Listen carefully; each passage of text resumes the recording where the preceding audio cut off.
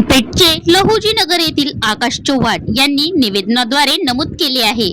सोनपेठ शहरातील 7 भागात अंगणवाडी सुरू करण्याची मागणी पालकाकडे प्रशासनाकडे निवेदनाद्वारे सोनपेठ शहरातील लहुजी नगर, भीमगड वारिक गल्ली, भोई गल्ली, सांस्कृतिक सभागृह, संभाजीनगर, मोमीमपुरा आणि आशा या भागातील नागरिकांना तेथे तातडीने अंगणवाडी सुरू करावी अशी मागणी केली आहे.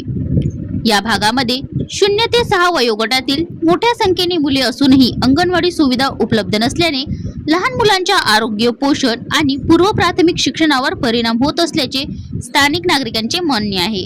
नागरिकांनी दिलेल्या माहितीनुसार अनेक मुले सध्या अंगणवाडीपासून वंचित आहेत.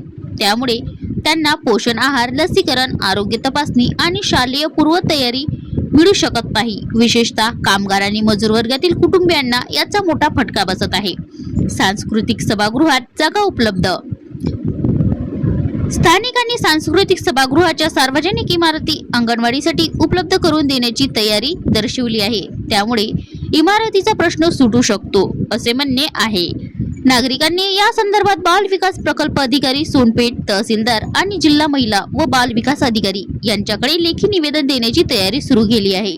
नगरसेवक आणि लोकप्रतिनिधीमार्फत शिफारस करून हा प्रस्ताव तातडीने मंजूर करावा अशी मागणीही करण्यात आली. प्रशासन काय म्हणते?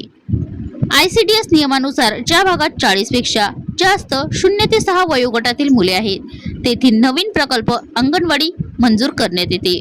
सोनपेठ प्रकल्प कार्यालयाकडून या संदर्भात सर्वे करून प्रस्ताव जिल्हा कार्यालयाला पाठवला जातो. पालकांनी लवकरात लवकर या 7 भागामध्ये अंगणवाडी सुरू करून लहान मुलांचे भविष्य उज्ज्वल करण्याची मागणी केलेली आहे.